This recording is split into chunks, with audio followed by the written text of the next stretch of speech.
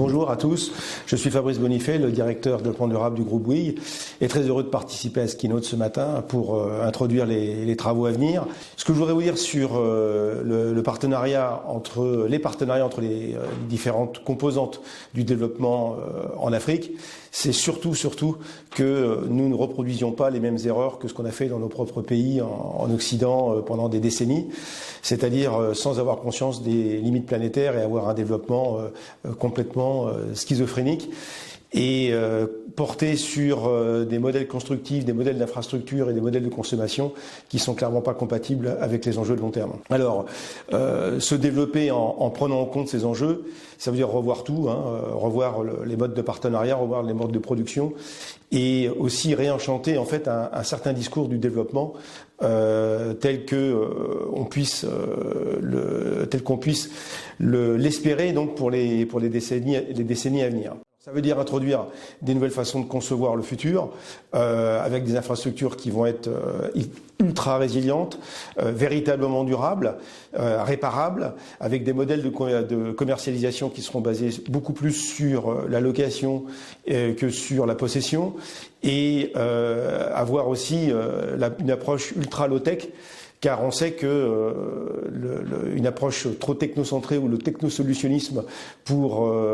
nos développements prochains nous mèneront directement au dépôt de bilan de la planète, compte tenu de l'utilisation massive des ressources avec ce type d'approche. Alors, les grands enjeux pour l'Afrique, on les connaît, c'est l'électrification, c'est la ressource en eau, c'est l'accès à l'éducation, qui sont vraiment des trois piliers de ce que doit être un développement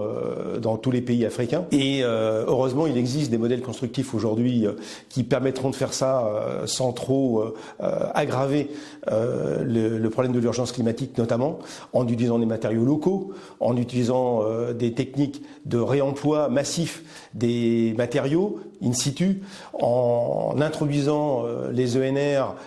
au bon endroit et si possible intégrés aux infrastructures et en ayant aussi parallèlement à ces modes de développement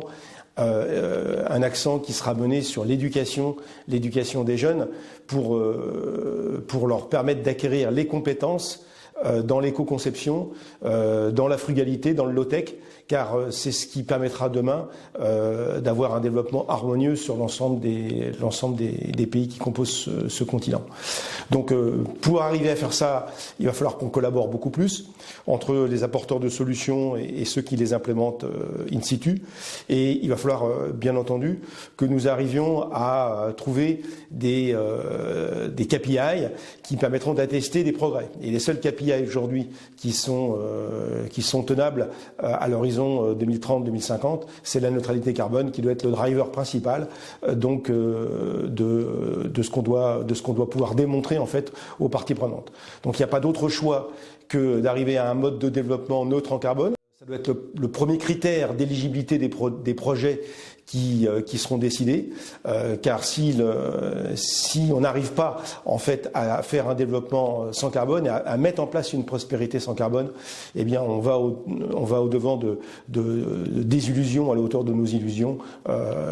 car le changement climatique qui est en cours aujourd'hui touchera prioritairement les plus pauvres. Et il est urgent de ne pas laisser croire qu'un mode de développement à l'occidental est complètement duplicable à l'identique en Afrique. C'est pas vrai. Donc il faut réinventer en Afrique et ce qu'on devra faire en Europe le plus vite possible, c'est-à-dire un mode de développement basé sur la frugalité et la sobriété.